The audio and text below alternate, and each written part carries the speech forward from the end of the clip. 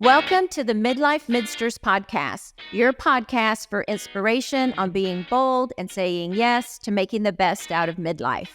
We're so glad you joined us for this insightful podcast on life after death with the ever-inspiring Daisy Berexa.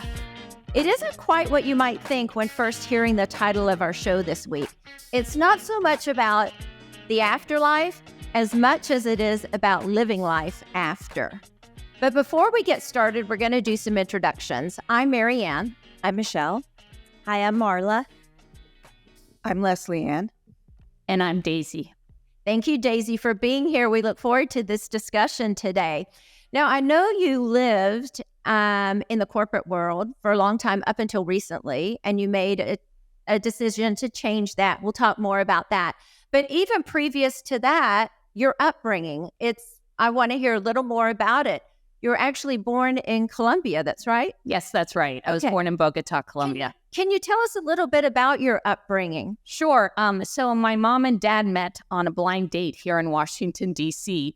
A long time ago. He was Colombian. My mom's American. My mom always wanted to marry a diplomat, but she had no idea it would be a Colombian one. You know, she had ideas of Italy or France or, God only knows where, but she had this wonderful idea. Instead, she married a Colombian who was also a diplomat.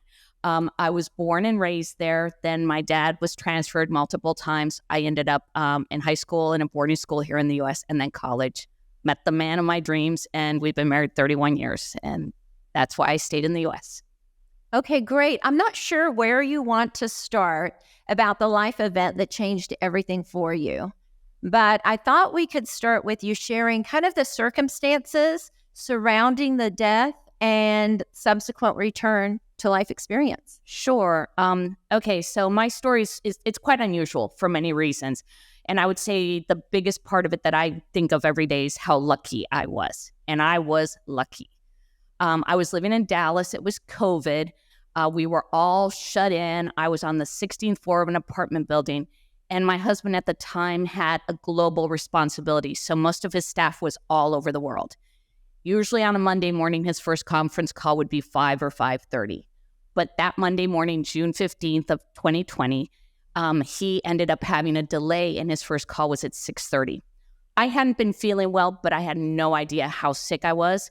I went into the restroom and the next thing my husband remembers is finding me there, head on the back of the toilet with my eyes wide open, completely unresponsive. So call 911, rush me to the hospital. I coded in the ambulance for 4 minutes straight. A code in an ambulance is not only something that most people don't survive. A 4-minute code is a long code, whether you're in an ambulance or in a hospital. So I just got very lucky that he was there, able to find me. The doctors were there. I was near Baylor, and they got me to the hospital on time. Turns out that I had a staph infection, which had gone septic. I was not aware I had a staph infection. And the sepsis was basically shutting down my entire system. So they fought for 36 hours to keep me alive. And I got lucky again. Incredible hospital, incredible doctors. And somehow I was a fighter. That's what they said. I was a fighter. And so I survived. And from then, a whole new life started for me and a whole new way of looking at everything started. But I start by saying I was so lucky, and I know how lucky I was. I need like a moment. I know. Because like that was a lot. Mm-hmm. It's a lot. And emotional. It's emotional. Too. It's very emotional. Yeah. So I know what you were saying earlier about at first it was really hard to talk about it with people. It was actually really And for the first time. emotional to hear you share that and to hear you say that you coded in an ambulance for 4 minutes. Yeah. Well, in an ambulance, your odds of surviving are less than half of in a hospital. And for our listeners who don't know what coded means, can you tell us a little bit about that? Of course, coding actually means that your heart stops entirely. So my heart stopped. My system effectively shut down. It could no longer sustain itself. And because I had an incredible team of EMTs in the ambulance, they would not give up on me. So they pumped and pumped. They shocked me twice and they did CPR. And by doing CPR, they kept enough oxygen flowing through my body to not let my brain get damaged or other things get damaged. But I'll tell you, they cracked my ribs. They burn your skin when they shock you, things like that you don't even know. But that's the only way they can keep you alive, or that's the only way they can bring you back. And for me, that's what it was. It was 4 minutes of them working really hard. And finally, as we were pulling into Baylor's ER, I came back. Daisy, how did you become aware that you had died and had the near-death experience? That's a really good question. I now know more in hindsight than at the time, right? Because at the time, you're in the ICU. So when I first arrived in the ICU, they put me on a ventilator and they gave me enough drugs so that my brain would be shut down so that I could be on a ventilator while they tried to figure out what infection I had, what had caused this. I had also developed pneumonia, so they were trying to manage several things. And it was really interesting because when according to them, when I started fighting back and they could tell that I was bucking the ventilator, basically, they said, okay, we're going to start weaning her off the medication and see if she can breathe on her own. And when they did that, and I finally wasn't on the ventilator anymore, I opened my eyes and they asked me, they said, do you know where you are? And the really funny thing the very funny part about it was I said, of course I do. I'm in Paris in the snow and it's 2020. And no, I'm sorry. And I said, it is 2000. And they were like, okay, the drugs are still either talking or, it was one of those very kind of weird moments. Eventually, as I started to become more conscious of things, they explained that I'd had an episode. They didn't tell me what it was. They said that I was very ill with an infection. They were trying to figure out what kind of staph it was to get the right medication and other medication they were giving me. And then finally, one of the doctors said, we've been struggling, but you're doing really well, because for the first 36 hours, we were really very concerned based on what happened in the ambulance. And that's when I was informed that I had actually coded for 4 minutes. And I didn't understand. And I actually didn't quite believe. I just couldn't understand it or accept it, I guess is a better way of putting it. So finally, after like a day and a half, I kept asking questions, and I was asking a lot of questions. And the doctors finally came in and said, one of the doctors who was, I guess, in charge of my case, overseeing all the other specialists. And he said, you seem like a very curious, very smart person. Clearly your brain hasn't been damaged, and we're so lucky about that. And he said, do you want to see what happened? And I said, what do you mean? He said, would you like to see your EKG from the ambulance? And I said, yes, wow. I do. I said, I do. So he turned the computer machine, the screen, and they had all my information on there, including everything that had been done in the ambulance. And he showed me my EKG, and you could see it blip, blip, blip, and it's green, like the green lines that we see on TV. It's green, and then you get this black line, and it goes white. Straight line. Black dot, that's the 1 minute mark. Straight white line. Black dot. And it did that for 4 minutes. And I just stared at it, and I said, my heart was got. He's like, yes, you effectively were what we would call dead in terms of your heart and your system working on its own independently. Did that just bring a rush of emotion or shock or praise? Or that's when I started thinking of my new name, which is funny that you bring that up, because I was so confused. I still was confused, honestly, because it's very hard to accept that you died. I mean, it's just not natural. People can't see themselves die in dreams. You'll wake up before you die in a dream because your brain is protecting you always, as you and I have talked. But I said to the doctor, I said, wow, I pulled a real doozy, didn't I? And he said, well, you can say that. And then one of the doctors used a few expletives to describe exactly how bad my doozy was and how hard they'd fought to keep me alive. And eventually, as I was deciding on my new name, my name at birth was Gwyneth Ann, and I'm the 11th Gwyneth Ann in my family. My mother's a Gwyneth Ann. My grandmother was a Gwyneth Ann. And I figured if I died and I was reborn on June 15th, I got to name myself. So we love the name Daisy, and we chose it because pushing up daisies, and daisies are resilient, and daisies are strong, and daisies come back. And and there's just something about Daisy that just resonated with me as I was realizing that I had this fight in front of me that I had been strong enough to fight and live, but I had to fight. And so it became part of the joke at the hospital. I said, yep, I'm now Daisy who pulls doozies. And that's part of how I got my name. It's interesting that you say that you fought, because you did fight or you wouldn't be here, but you subconsciously fought. It wasn't conscious. And I just find that very interesting. Not really a question, more of a comment. But yeah, your inner being wanted to be here and fought for you. That leads me to a question, which is, before this happened, what was your perception of or relationship to, which is kind of a weird word to say, but I know you, so I know you get where I'm coming, with the idea of dying? I was never really afraid of it per se. As a child growing up in Colombia, South America, you had to worry about your safety a lot. So I had concerns about safety and security when I was young. But I wouldn't say I had a fear of dying. And unfortunately, I had lost enough people close to me and my family over the years that I never saw it as something to be afraid of. I just didn't know what it meant. If I had any emotion about it, it was of fear. And fear isn't the right word, but just a feeling of sadness about leaving the people I love.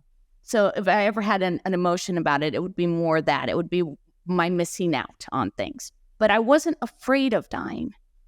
And during the period that you were in the hospital after, they revived you, Marianne said it was kind of an unconscious fight, which I think is mostly it. But I'm just curious if you had any conscious sense that you were fighting. Oh, I think in hindsight, there are things that, so for example, I was not aware, but somehow I was, there are all these levels of consciousness that you learn about. And somewhere in one of them, I knew my husband, because he was the only one they would allow to be with me, because it was during COVID. And fortunately, we both cleared COVID. So then they let him be with me in the ICU in a private room. And he would play continuously until I came around, Made to Last, which is our song. So he would just play that over and over and over again. And then when he called my closest friend back in California and told her what had happened, she immediately said, forget the friends, I'll take care of them. You take care of you and Daisy, or in those days, Gwen, and her family. And she took over communicating with all my friends, and they took over communicating with each other, and they filmed messages for me and stuff like that, which somehow I felt warm, and I felt somewhere I knew that was going on. And I know that because in hindsight, I know something didn't feel cold or like I wasn't going to make it. Somewhere in the subconscious, it was there. I love that. It was definitely there.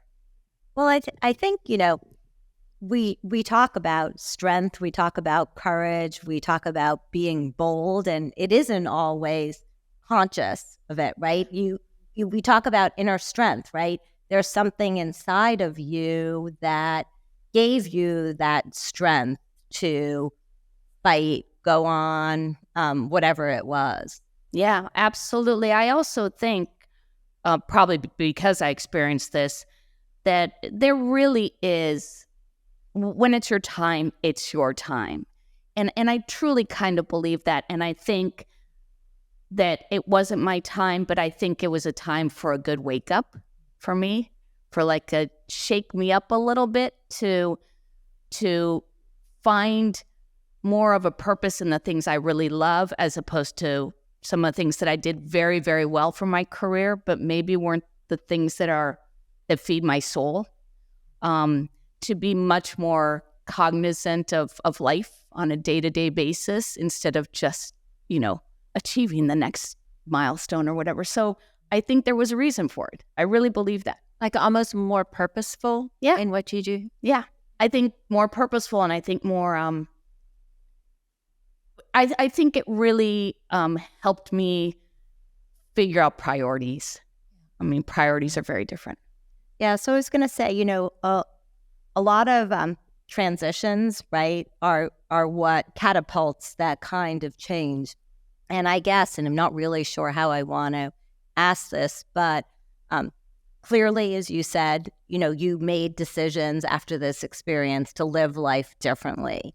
And I guess I want to ask, not so much just yet, what are those changes that you made, but how do we, right, as people in this time of our lives, not have to experience that significant of a transition, to take that time to take stock of who we are and what we do, especially having careers that you might have started 20, 25, or 30 years ago, to say, okay, you know what?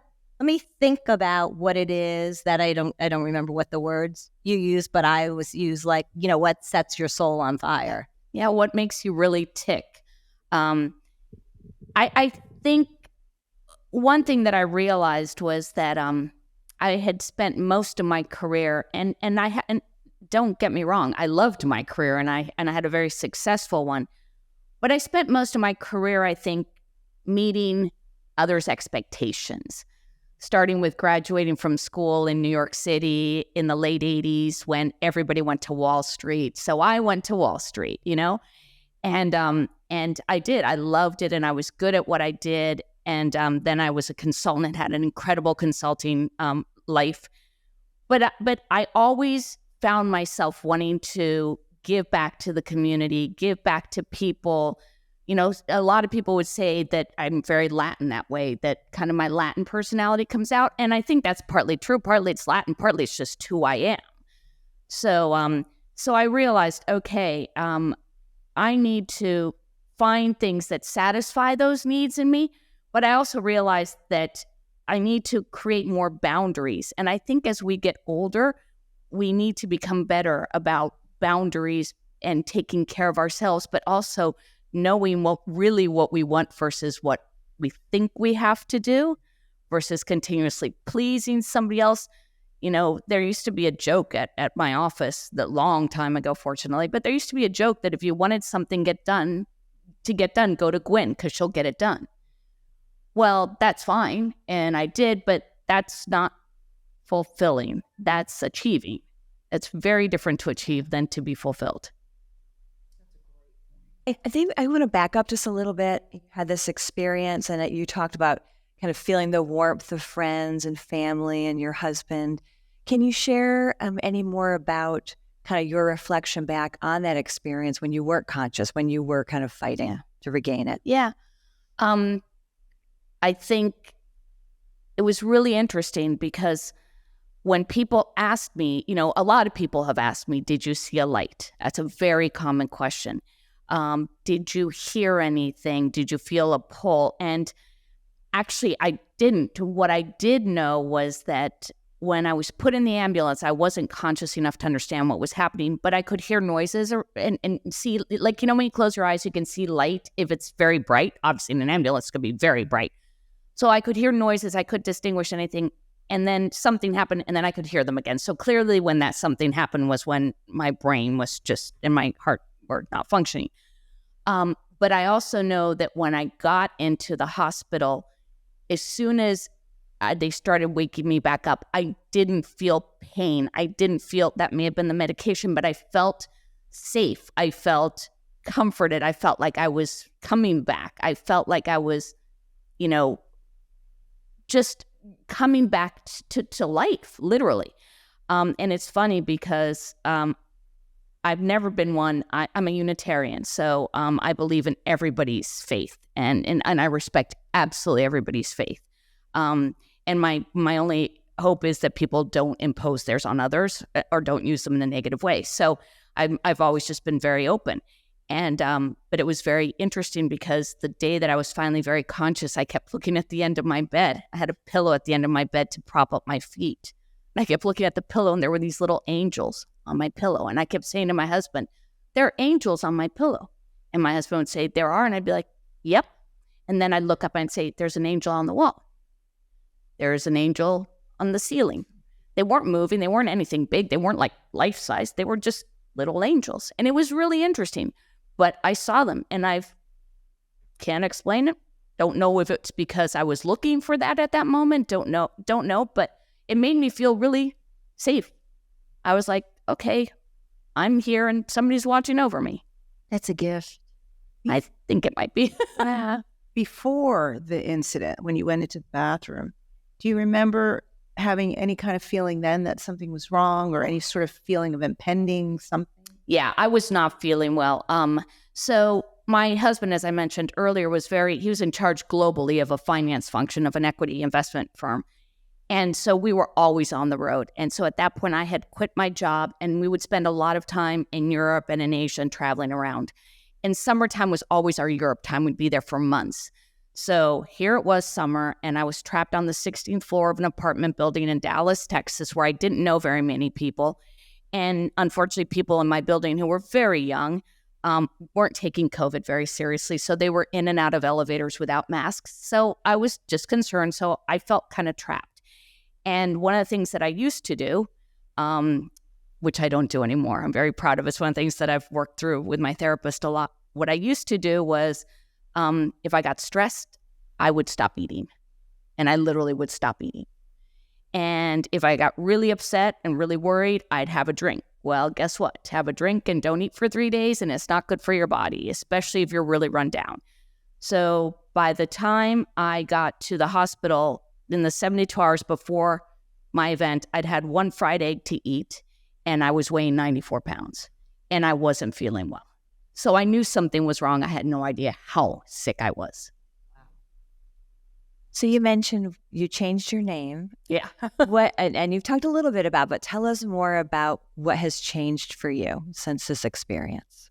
Well, a lot of things. The first is knowing how lucky I was and appreciating that. But because of that, I have a whole different concept of gratitude. I was always grateful, and I always felt like I had a really good life. But I kind of went about having a really good life. And I have a whole new concept of the smallest things that happen, of any person that enters my life, what they can be as a gift or as, energy that is positive, where I can share something with them. They can share something with me. I'm just much more grateful day to day. And, I got a book from my therapist right after, my event, because one of the things that they started me on, aside from a really good nutritionist, was a therapist who could help me with post-traumatic stress. And there aren't a lot who are very experienced in this, because there are not a huge amount of people who go through what I went through. That's just a fact. But there are some that are very good. And mine gave me a wonderful book called Tiny Habits. And the very first tiny habit is that you get up every single day and you put your feet on the floor and you say, it's going to be a good day. Even if you know that day isn't going to be a good day, or even if something goes wrong that day. But if you say that every single day, you start out with a completely different way of looking at the world. So I'd say gratitude's a very big thing for me now. I notice little things. I appreciate little things. I'm much more forgiving. I don't get worked up about things that might have gotten me worked up before, because I just don't find it's worth my time or energy. And I've learned that because I went through what I went through, and most people, even though they can understand and my family and my husband, obviously they cared about me and they worried about me, and they went through a very difficult time, because they can't experience what I experienced. And sometimes not so much with my husband, but with some of my family, it's a little frustrating, because I think there's a part of them that's still in denial that it happened, because they don't want to, if I don't think my mom wants to accept that her daughter died, and I understand that. But that makes me much more able to realize that most things that happen in life and most interactions are about the person that you're interacting with, not about you. And that's given me a lot of an ability to just think often before I react, or say somebody's not having a good day, or say I hope that somebody's okay, and not take things on or take things as personally as I used to. And you also made a kind of a career change, right? I mean, you're now doing something very different from Wall Street. Yeah, I'm pretty much volunteering my life away. I am. I'm volunteering a lot. And I've been involved with some great organizations, including the University of Nebraska, and obviously here in Virginia with NVAL, which I love, and I'm getting involved there. And I, more than anything else, I have found a way to give back in ways that are meaningful to me, and that genuinely affect somebody else. They're not at all about me. What a shift in value. No, I didn't know you before. I mean, I haven't known you that long. I'm sure you always valued people's opinion and people themselves. But to shift it more away from you to mainly their focus, Yeah. that's saying something. Well, it's funny. There's a funny story that my mom likes to share. And I think maybe this event caused me to come full circle. When I was really young and we lived in Colombia, it was a time when things were very difficult in Colombia. And most people were very, very poor. And we had gamines. Those are beggars, children beggars, that their parents send them out to beg for them. And so they would come to our house and they would beg for food or whatever. And we would always give them food, things like that. And one night my parents went out to a dinner party. And I stayed home with the people who took care of me and my grandmother. And I started going through the whole house and taking out every pillow I could find and every blanket I could find. And the people who took care of our house were not very happy with me, and they were trying to get me to stop. And my grandmother said, no, let her. Just let her do what she wants to do. I think I was either 4 or 5. I'm not quite sure. And what I did was when my parents came home, I'd stayed up. I hadn't gone to bed. I refused to go to bed. And when my parents came home, I showed them into my dad's office, his library, and I had figured out how to put 10 beds for gamines on the floor. But I had figured out how to put their heads on different ends so that they wouldn't talk at night. But then I got very upset because I realized they hadn't showered and then they'd smell each other's feet. So I had all these concerns about things that were... So it's really interesting that was very much in my DNA. But then I went off to boarding school. I went off to New York. I went off to banking. I went off to consulting. And now part of me is bringing me back to, I think, that, because that's probably more me than any of the other things. Well, I've gotten to know you a little bit through Northern Virginia Alliance League, Fernanda and Leslie Ann, and the world is a better place with you here. Oh, thank you. Thank you. I have one other question for you, Daisy. How has this, I mean, you said a minute ago, like your family obviously don't know what you experienced because they haven't experienced it, but how has this changed them? And in particular, your husband, I mean, but for the fact that he was there that day, it could have had a very different outcome. And I wonder if it has changed his approach or his outlook on life that this happened. Yeah, I think it has in 2 ways. One is he would be the first to tell you he likes Daisy a lot. He likes somebody who goes with the flow more, and he realizes the positive aspects of the way I try to live my life now. I would also say that, unfortunately, and this is something that he's going to have to work through with time, he's afraid because it happened once before. And so he tends to be more cautious of things. You know, he'll notice things like even today, because we were busy doing something in the house, I didn't have as big a lunch as he wanted me to have, and he will immediately, like, his antenna will go up.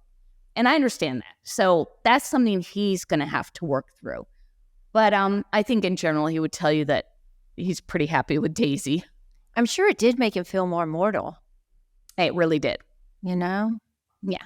And it's hard. I mean, it's really hard when the person that you've been with for that long. And we don't have children, so we are, our unit. So I also wanted to ask you about your conception of your soul, because sometimes with trauma, people come into a closer contact with that spirit being of themselves. Can you talk about that? Yeah. So as I mentioned earlier, I'm a Unitarian, so I've always believed that there is a spirit that connects us, and it connects me to other people, and it connects me to something much bigger than me. It connects me to the earth. And what this has done for me is it's proven that part of my job is to appreciate humanity, because somehow we are all not only interconnected, but we are all worthy. Every one of us is worth fighting for is worth having a second chance, is worth being considered as a person. And I think that spirit that somehow held me up has taught me that if I don't hold people up, I'm failing while I'm still here. It's so poignant. Daisy, thank you for being here Thank today. you very much for including me in this. I really appreciate the opportunity to share with all of you, and thank you very much. We appreciate it, and you Thank you. opening up like this. It's not an easy topic, I'm sure, but thank you. I think the listeners will get a lot out of it as well. And what a story, but not just a story, a life experience that you've had, and you've just done so much with it. And I think we can all learn from that. Thank you. Yeah, very, very grateful to you. Thank you. Thank you very much. I'm grateful to all of you for giving me this opportunity. And for our listeners, you can find us at American Midsters. That's AmericanMidsters.com.